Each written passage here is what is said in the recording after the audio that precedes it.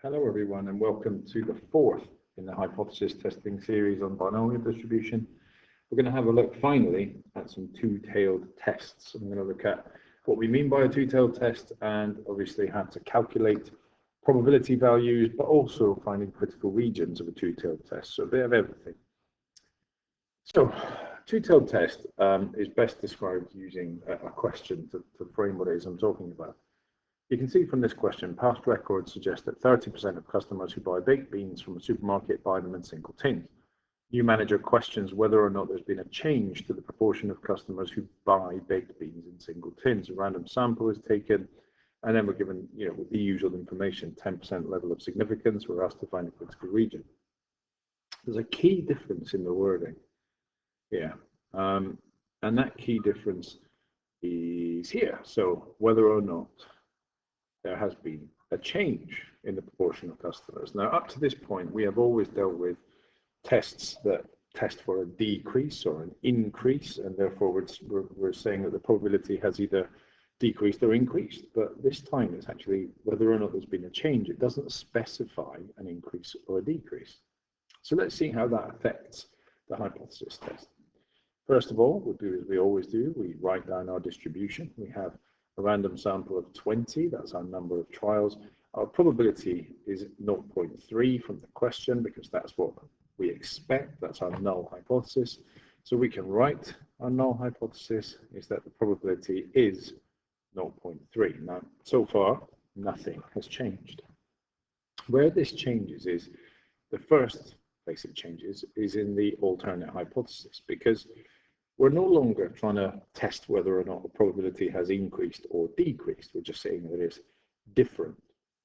And when we say it's different, we say that it's not equal to 0.3. Now, this is the key difference in a two-tailed test. We don't specify. So our alternate hypothesis, whenever we have a two-tailed test, is not equal to. How do we know it's a two-tailed test? The language of the question will just say that there's a change, there's a difference, and it will not specify an increase or a decrease. Okay, so how does that then affect anything else in the question? We have a 10% significance level.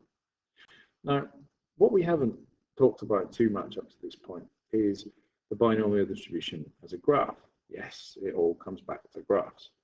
Now, we can model a binomial distribution using a graph, and it kind of looks like a curve like that. Okay. When we say, ordinarily we're looking for x values that fall within a certain range, so as not to be significant. So we can sort of say that, say for example, we have this x1 value down here. Anything less than this x1 value would be considered significant, i.e. this is our critical region. Okay, so anything below this x value is a significant result. It's within our critical region, as we've studied up to this point.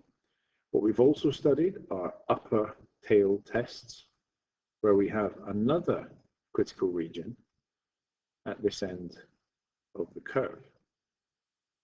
Okay, so we've got within the critical region for greater than or equal to a number, we had a critical region for less than or equal to a number, and what we're doing here is we are trying to find both of these values because we have a two-tailed test. We're looking for a change rather than a greater than or a less than. So what that means is with the 10% level of significance, we split it between the two ends. So we say we're looking at 5% at this end, and we're looking at 5% at this end. Now, it's not always 5% and 5%. This is because we started with a 10% significance level that we have split in two. And we always do this with a two-tailed test. So we say it's two-tailed, and this is where I always write this bit down, as you've noticed already, just because it keeps me right and I can refer back to it. So we say two-tailed, therefore 5% at each tail. So we are halving our significance level in order to find our critical regions. So let's go ahead and do this. And yes, it means we've got double the work to do, but it doesn't take too long. So first things first, what's our expected value of x? It's always a good thing to work out when we have a two-tailed test. Well, if we have 20 trials and a probability of success of 0.3, then we would expect there to be 6 successes. 20 multiplied by 0.3 gives us this 6. This just gives me a bit of a starting point to find my critical regions, and as before, I go to a couple of values less than the expected value to start testing. Let's see how we get on just by testing these 3. But I'm also this time going to go greater than.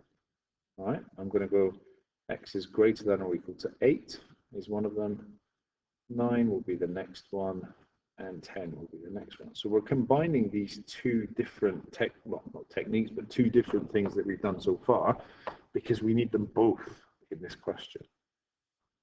So now it's just straight to the calculator, menu 7.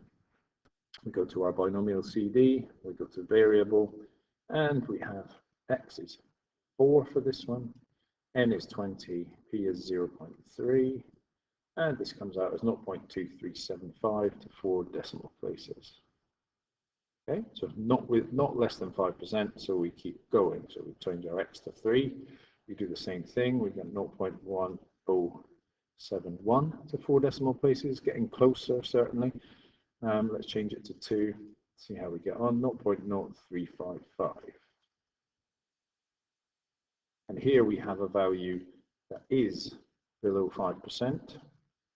So this is one of our critical regions. So let's do the same thing for the other side. We'll do 1 minus.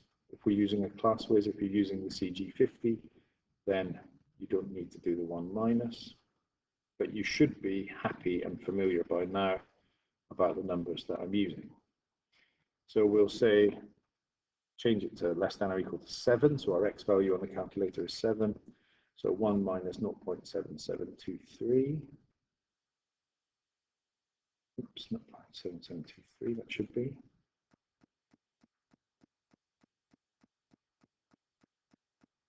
This one, we're going to do 1 minus 0.8867. And for this one, we're going to do 1 minus 0.9520. And then we'll just work those out and we'll see if we get one below 5% or we keep going until we do. So 7723, 1 minus this, and we get 0.2277, which is far too big. This one, minus 0.8867, we're going to get 0.1133, which is still too big. And then we go minus 1 minus 0.9520, which is 0.048, which is less than 5%. So we have our second value, which gives us the critical region. So the critical region for this two-tailed test to answer the manager's question is as follows. And we just report this as x is less than or equal to 2, or x is greater than or equal to 10. And what this means is, if we do this test, any result less than or equal to 2, or any result greater than or equal to 10 will return a significant result, and therefore the null hypothesis would be rejected. Okay, so we haven't got part B here, don't worry too much about that, but part C says the manager found that 11 customers from the sample of 20 had bought baked beans in single tins. Comment on this in light of the critical region. So 11 is greater than or equal to 10. So therefore, 11 is in the critical region. And then we draw our two conclusions. Remember, the first conclusion is to do with the maths. So we say that there is sufficient evidence to reject H0.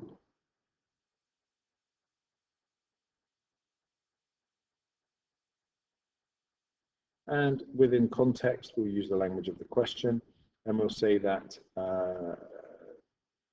there is evidence that there is a change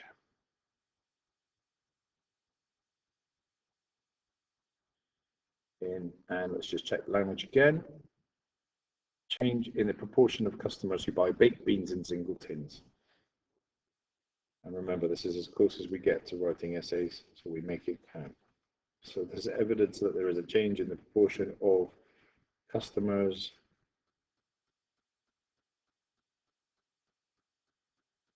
who buy baked beans in single tins.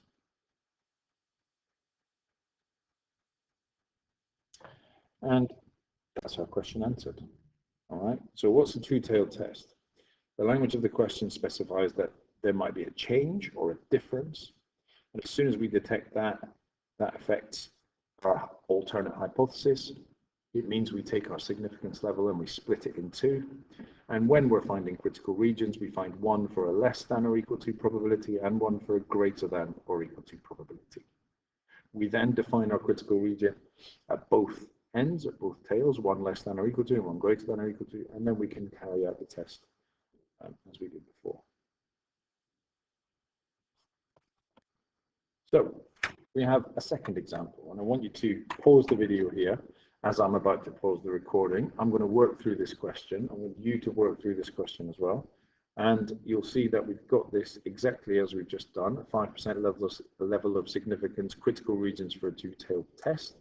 But then also we have the test here where we've got 20 balls were taken, 2 of them were found to have defect, and then we've just got a test like we did last week to test the proportion has decreased. So we've got a one-tailed test in the second part of the question. Okay, pause the video and you'll see the answers here in a few minutes. Okay, so I hope you had a go at that question. Here is my answer. We have our distribution here, X with 25 trials, probability of success 0.2. Our null hypothesis is that the probability is 0.2. The alternate hypothesis is that it is not 0.2. 5% significance level, it's a two-tailed test, so we split this 5% into 2.5% at each tail. The expected value of X is 5, 25 multiplied by 0.2, and so that just gives me a starting point, and then I'll find my critical regions as before. And on the left tail, the lower tail, I have to go all the way down to X equals 0. We don't use X is less than or equal to 0 because it can't be less than 0, so X equals 0, which gives me the first probability that is lower than 2.5%. The next one up is 2.74%. And then greater than or equal to 10 is the next one that gives me a probability less than 2.5%. And so the critical region is that X equals 0 or X is greater than or equal to 10. So for the next part of the question, at a later date, a random sample of 20 balls was taken and 2 were found to have defects.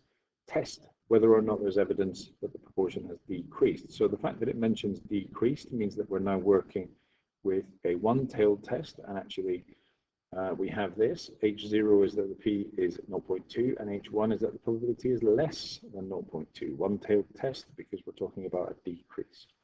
We have a 10% level of significance on our one-tailed test. I'm using Y instead of X this time because I've already used X in the question. So we have a new distribution, Y binomial distribution, but this time 20 trials. 20 trials was given to us in the question. A random sample of 20 balls was taken. And our test statistic here, we're testing Y is less than or equal to 2, and that gives me a probability of 0.2061. Now, 0.2061 is bigger than the 10%, and so therefore this is not a significant result. Remember, it has to be less than to be significant. So there's insufficient evidence to reject H0 and no evidence that the proportion of balls with defects has decreased. Now, I think that shows you the importance of the number of trials here, because it's the same model, it's the same, not the same model, it's the same real life situation. But this time with a sample size of 20, the probability of less than or equal to 2 came out as above 10%. Previously, with 25 trials, this actually gave you a probability less than 10%. Okay, so actually decreasing that number of trials means that we get a different, potentially different result. Okay, good. I hope that question went well. So next, we have another two-tailed test, unsurprisingly. We've got a long period of time. It was found that in Rico's restaurant, the ratio of non-vegetarian to vegetarian meals is 2 to 1. In Manuel's, a random sample of 10 people ordering one order of vegetarian meal. Using a 5% level of significance, test whether or not the proportion of people eating vegetarian meals in Manuel's restaurant is different to that in Enrico's restaurant. So the reason I chose this question is just because the wording is a little bit different and it seems a little bit strange. But this is exactly the same as we've just practiced. So we write down our distribution. A random sample of 10 in Manuel's. And we're testing this probability. Okay, so we would expect then the ratio of non-vegetarian to vegetarian thing we're testing against is 2 to 1. And so that means that, we've got a probability of 2/3 for non-vegetarian and 1/3 for vegetarian. So the success is this 1/3 ordering a vegetarian meal. So this, in Manuel's, one person ordered a vegetarian meal, so that's the probability we're going to use. So we have 10, 1/3. The probability of ordering a vegetarian meal is 1/3. That's what we're testing. So our H0 is that the probability is 1/3, and our H1 is that the probability is not 1/3. And the reason we know it's a two-tailed test is because eating meals in Manuel's restaurant is different. That word different doesn't specify increase or decrease. So this time we're not being asked to do a critical region, so our life should be relatively straightforward. We have a 5% significance level, which means we have 2.5% at each tail. It's a two-tailed test. And our test statistic is as follows. So do you test less than or equal to, or do you test greater than or equal to? That's the big question. Here is where our expected value comes to the rescue. So 10 multiplied by 1/3 is 3.3 recurring. So you would expect in this sample of 10 that there would be 3 1/3 who would order a vegetarian meal. We have a test statistic of 1. One person ordered a vegetarian meal. That tells us that we are testing the probability of less than or equal to 1. We've chosen less than or equal to because 1 is less than 3.3 recurring. If, for example, we'd had 6 people ordered a vegetarian meal, then we'd be testing greater than or equal to 6. So we're comparing this test statistic with the expected value. And so once we've decided which tail we need to test, because again, to reiterate, we do not need to test both tails unless we're asked about a critical region. So we've chosen our tail, and we just go straight to the calculator. And we can use the fraction button for our probability, and we find that this is 0.1040, 4 decimal places. So this 0.1040 is greater than the 2.5%. Remember, 2.5% as a decimal is 0.025. And so therefore we draw our two conclusions that there is insufficient evidence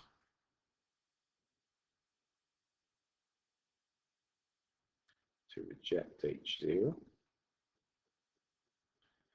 and contextual, there's no evidence that the proportion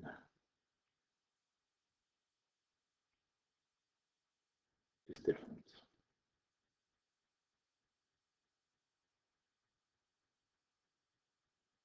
And then we're done. So yes, no critical regions this time. We had to choose to do less than or equal to or greater than or equal to, and we used the expected value to work that out. Okay, so this is another question for you to have a look at. I want you to pause the video now. I want you to have a go at it. And when you're ready to see the answer, you just click play. So here we have the answer to this question. Hopefully you paused the video and you had a go at it. So we had a binomial distribution where the number of trials was 30, probability of success 0.25. Our null hypothesis is that the probability is 0.25, and the alternate hypothesis is that it is not 0.25. It's a two-tailed test, so we split the significance level in two. So when 5% becomes 2.5% each tail. Our expected value is 30 multiplied by 0.25, which is 7.5. So you would expect 7.5 carats to be longer than 7 centimeters. This then tells us that because the test statistic, 13 being longer than 7 centimeters, is greater than this 7.5, we are testing greater than or equal to as our probability. So to test greater than or equal to, if we're using the class ways, we do 1 minus less than or equal to 12, and we do 1 minus 0.9784, which is 0.0216 to 4 decimal places. The 0.0216 is less than our 2.5% threshold, and so there is sufficient evidence to reject H0 and evidence that the fertilizer has changed the probability of a carat being longer than 7 centimeters. So that's the end of two-tailed tests. Now it's time to do a lot of practice. Make sure that you've got the subtle differences between what we've done before and what we looked at today. Make sure you've understood those. And then there's only one more lesson to go where we'll look at some problem solving with hypothesis testing. Okay, good luck.